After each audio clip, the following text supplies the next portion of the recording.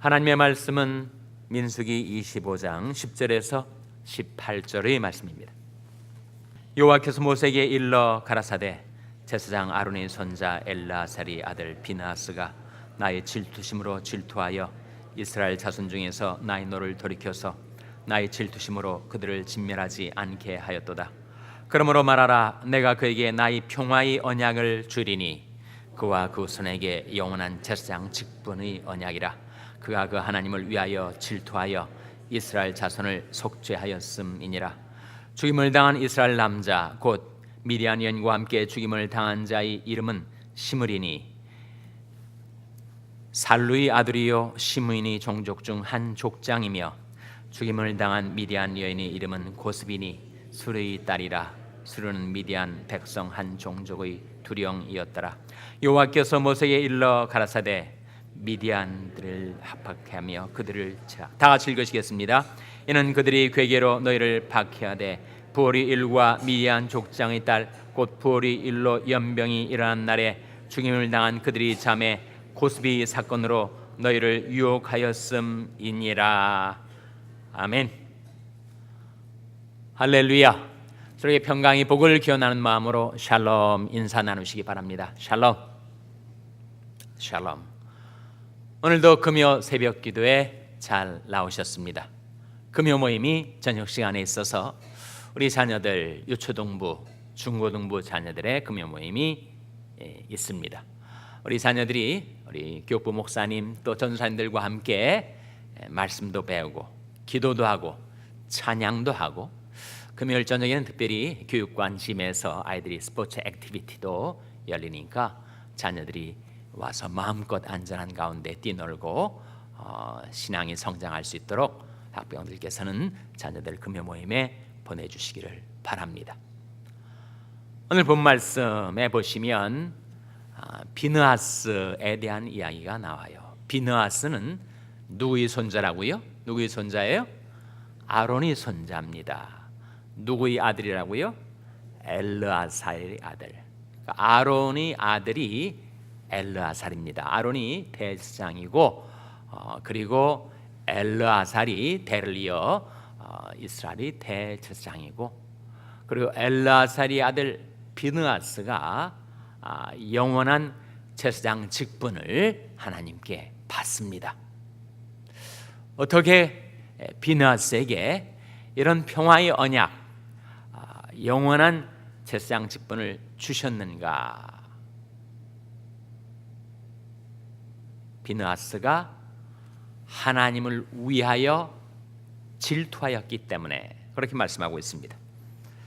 11절에 보시면 제사장 아론의 손자 엘르아살의 아들 비느하스가 나의 질투심으로 질투하여 이스라엘 자손 중에서 나의 노를 돌이켜서 나의 질투심으로 그들을 진멸하지 않게 하였도다. 그러므로 말하라. 내가 그에게 나의 평화의 언약을 주리니. 13절 같이 읽겠습니다. 시작. 그와 그 손에게 영원한 제사장 직분의 언약이라. 그가 그 하나님을 위하여 질투하여 이스라엘 자손을 속죄하였음이니라. 그가 그 하나님을 위하여 질투하였다.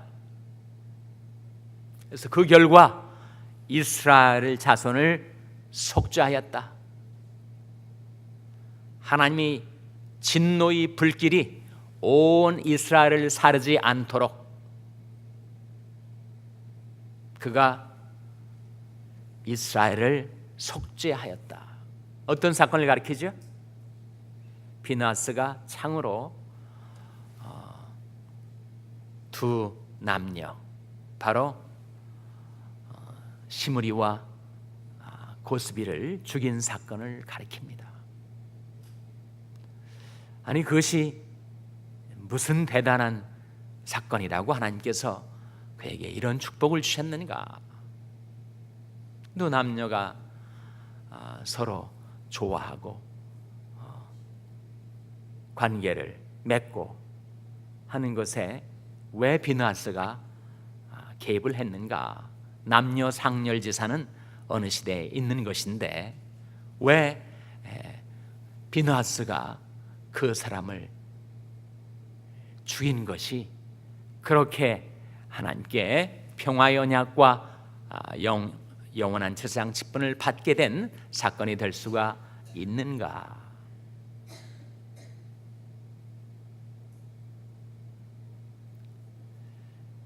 문제는 그 두 남녀가 서로 좋아하고 사랑하게 되었다 하는 것이 문제가 아니라 그것이 바로 바알 부올에게 부속되었기 때문입니다.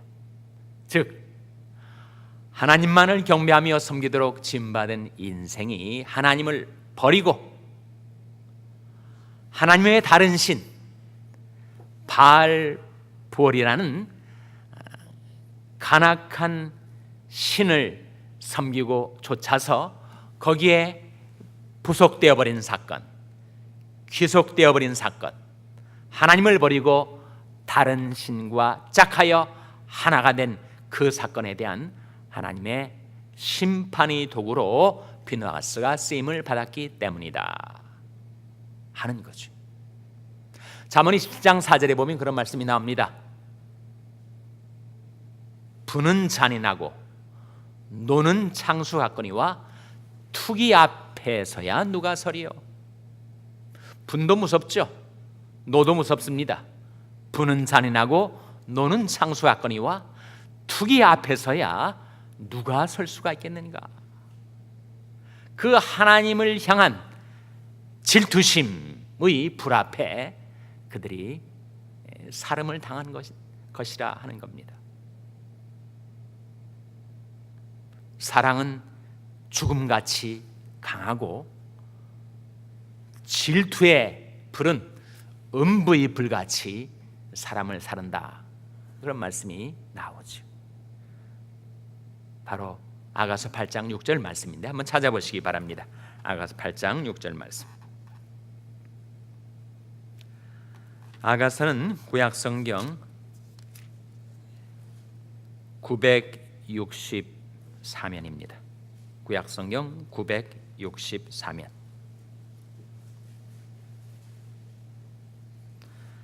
아가서 8장 6절 말씀 우리 찾아서 한번 같이 읽겠습니다. 아가서 8장 6절 말씀, 구약성경 964면. 아가서 8장 6절 말씀 같이 읽겠습니다. 시작. 너는 나를 인같이 마음에 품고 도장같이 팔에 두라. 사랑은 죽음같이 강하고 투기는 음부같이 잔혹하며 불같이 일어나니 그 기세가 여호와의 불과 같으니라. 그랬다는 거예요. 정말 비느하스의 마음속에 타오르는 그 투기의 불이 그 두 남녀를 음부같이 살랐다. 이 아가서 8장 6절 말씀해 보시면 사랑은 죽음같이 강하다, 투기는 음부같이 잔혹하다. 그것이 불같이 일어나서 그 기세가 여호와의 불과 같으니라.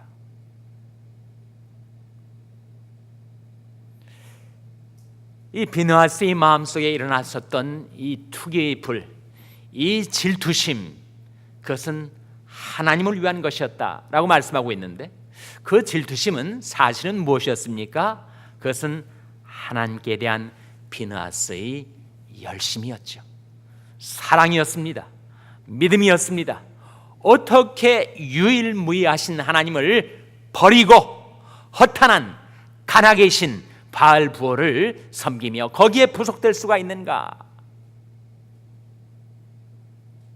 그래서 비느하스를 삼켰던 질투의 불은 하나님께 대한 열정의 불, 하나님께 대한 사랑의 불이었다는 거예요.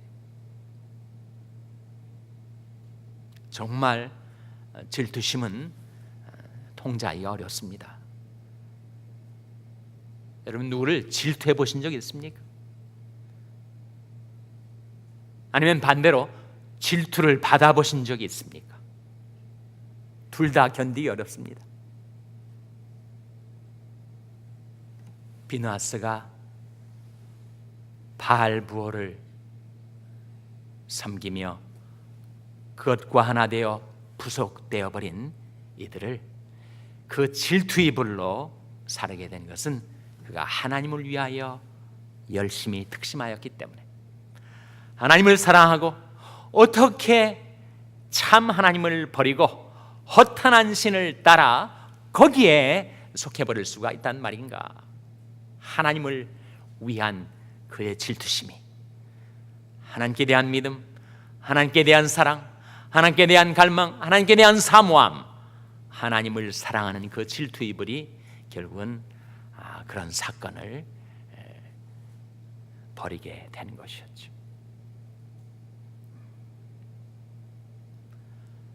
예레미야 2장 19절 말씀에 내 악이 너를 징계하겠고 내 패역이 너를 책할 것이라. 내 하나님 여호와를 버림과 내 속에 나를 경외함이 없는 것이 악이요 고통인 줄 알라. 주 만군의 여호와의 말이니라.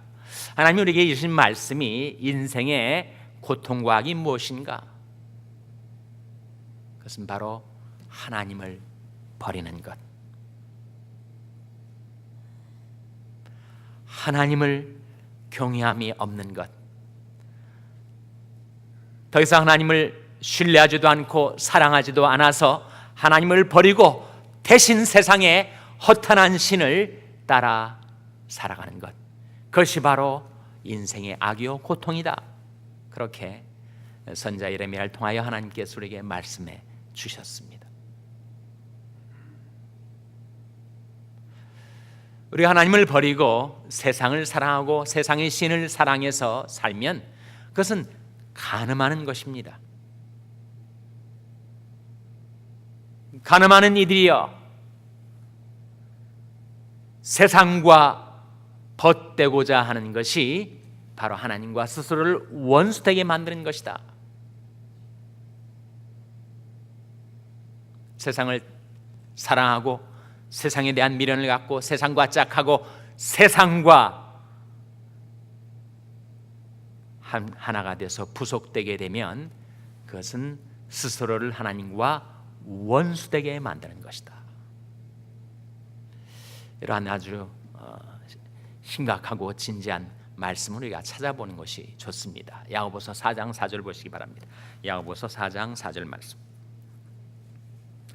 야고보서 4장 4절 말씀 우리 찾아서 같이 읽겠습니다. 야고보서 4장 4절 말씀. 야고보서 4장 4절은 신약 성경 374면입니다. 신약 성경 374면. 야고보서 4장 4절 말씀.